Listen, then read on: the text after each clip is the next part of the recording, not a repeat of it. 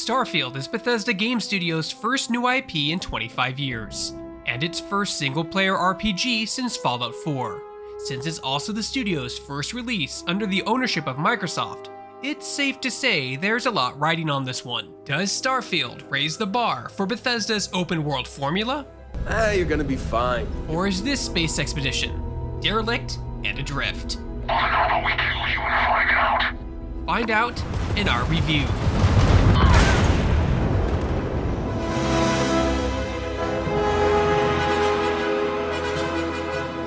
Hey folks, if you enjoyed this video review, be sure to hit that like, subscribe, notification button.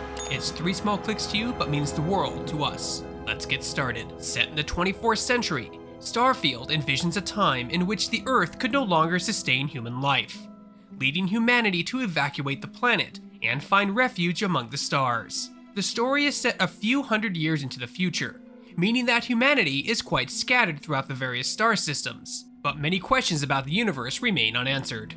It parallels our own reality, as the existence of humanity is just a small blip in the Earth's billions of years of history, and there's still so much about the universe that we simply don't know. Yeah, I'm starting to see that. Bethesda does a superb job at coloring the world in. I spent hours learning about the war between the United Colonies and the Freestar Collective, the various leaders that have already come and gone in the space age, and how human culture has been forced to evolve after leaving the Earth. Starfield feels like a period piece, but for an era that just hasn't happened yet. Never a dull moment around here. Before finishing the main quest, I dove deep into Starfield's host of side stories. It felt like it was impossible to walk from one end of town to the other without overhearing something that would add a new quest to my list. I would frequently lose focus on the main objective due to how fascinating most of the side stories were. I infiltrated a pirate faction on behalf of the United Colonies, explored a secret base on a remote planet, and visited the site of a historic battle in the Colony War. Constellation is among the many groups and factions you'll meet in Starfield. Crossing paths early on, this exploration group is dedicated to exploring outer space and finding answers to some of the universe's greatest mysteries. Alongside them, you'll go on a planet-hopping journey filled with thrills and excitement, with a few existential crises thrown in here and there. By order of Marshal Daniel Blake, I need to inform you we've got some trouble at Gal Bank. Folks might be in danger, so you may want to steer clear. I can easily say that Starfield made me think and feel harder than any Bethesda game before it. My methods of achieving my primary goals are dictated solely by my programming. What really drives Starfield's story is its cast of main characters. The members of Constellation share a common goal, but their diverse backgrounds and personalities make for refreshing dynamics. And I always had a smile on my face when I returned to our HQ and one of them had something new to share. Barrett, a jovial explorer who's clever and curious, stood out as one of my favorites. This is turning into a regular Constellation party, isn't it? I should have brought drinks. I also enjoyed peeling back the layers on characters like Sarah Morgan, a stoic woman with a military background and a haunted past. She ended up having one of the game's best arcs. I will make a confession, but you have to promise to keep it between us. While I found Constellation's home of New Atlantis to be a rather unremarkable city, I quite enjoyed most of the other major locations that I visited during the Starfield campaign. Aquila City and Neon, in particular, were two cities that were brimming with interesting stories to uncover and fascinating characters to meet. Of course, your character is at the center of this journey. Creating my character, I was almost overwhelmed with the sheer amount of options. Bethesda boasted that Starfield's character creator is the most in-depth yet, and I can agree with that statement. Not only can you fine-tune and manipulate most of your physical features, but the game's background and traits offer ways to make your character natively and mechanically unique. For example, I chose the bounty hunter background, which gave me 3 starting skills: piloting, targeting control systems, and boost pack training. This background also gave me a clear grasp on some of the freelance work in the settled systems, providing exclusive dialogue options every now and then. Traits also factor heavily into the narrative. Thanks to the kid stuff trait, I was able to periodically visit my parents and would occasionally bump into them during my adventures. I also made my character a United Colonies native, which meant I had a better understanding of the faction's operations. From there, you build your character out by acquiring skill points, you get 1 per level up, and spending them in the skill tree. It's broken down into 5 categories: physical, social, combat, science, and tech. Once you've unlocked a skill, you'll gain access to a challenge that must be completed in order to upgrade it.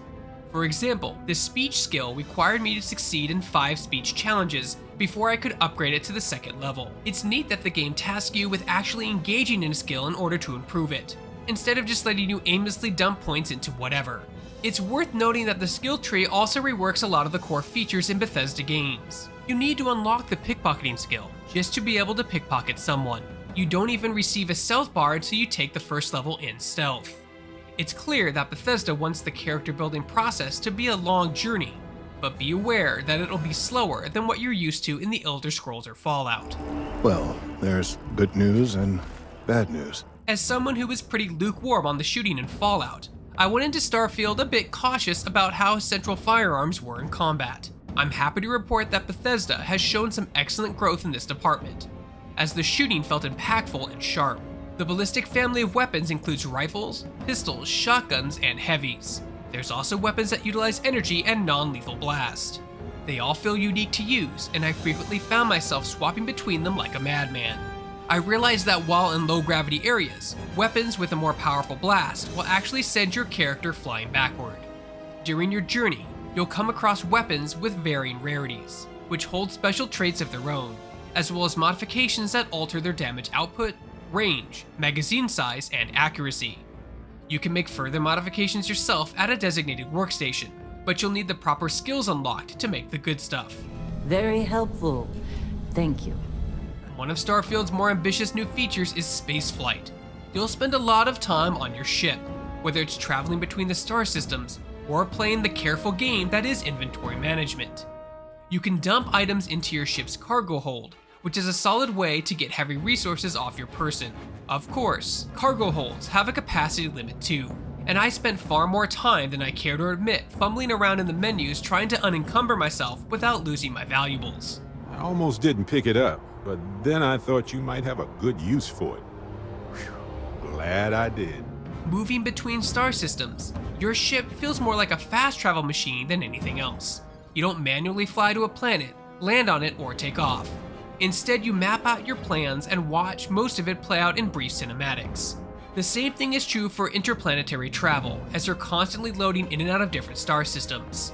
The loading was quick playing on my PC with an SSD, and all of the flight cinematics were pretty stellar, but it certainly feels like something is lost here.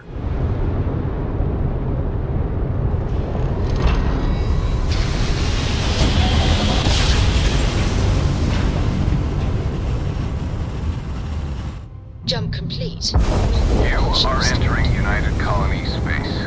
Maintain course and prepare to be scanned. Most notably, your ship will be a valuable weapon as you venture into some of the more dangerous reaches of space.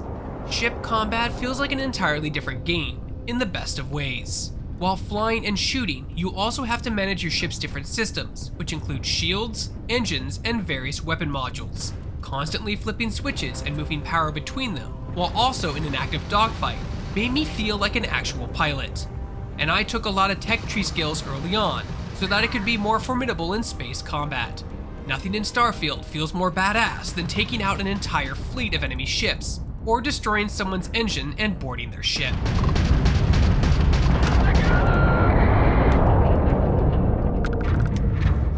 Starfield also allows you to customize your ship, a deep rabbit hole best suited for players far into their playthroughs. You'll need to unlock some of the starship engineering skills to take full advantage of what's available here, but it's incredibly satisfying to manually design the body of a ship, install weapon modules, create cargo holds, make it all look cool, and then step into it. Outposts are another core feature of Starfield that may be a bit frustrating and bare bones early on, but really blossoms once you invest more credits, the currency in the game, and resources into it. You can set up an outpost on just any planet, placing extractors to harvest resources and workstations to craft and upgrade gear. Resources are key, and each planet has its own unique set of minerals and other natural resources to gather and use as crafting components. You can assign crew members to work at your outpost, providing bonuses to crafting and harvesting. Hey, I should come with you, right? I found it a lot of fun simply visiting unexplored planets, seeing what resources they had, and discovering random structures on them. Even on the more barren planets, it always felt like there was something on the horizon for me to check out. whether it be a ship that I just watched land, an abandoned outpost, or some other miscellaneous structure.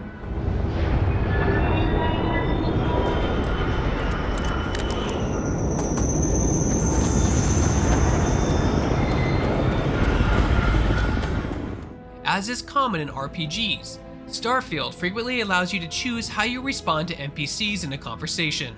There are friendly options, aggressive options, and neutral approaches.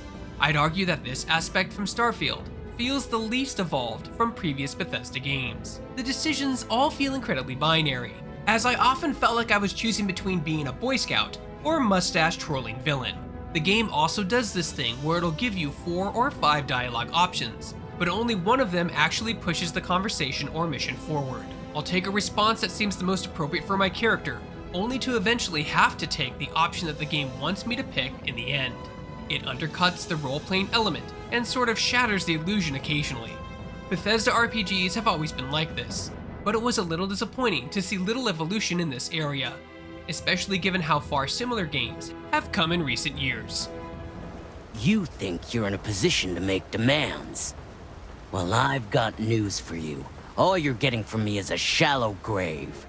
Bethesda has a bit of a reputation for releasing games marred by bugs and visual glitches, which is why I was so impressed by the sheer presentation of Starfield.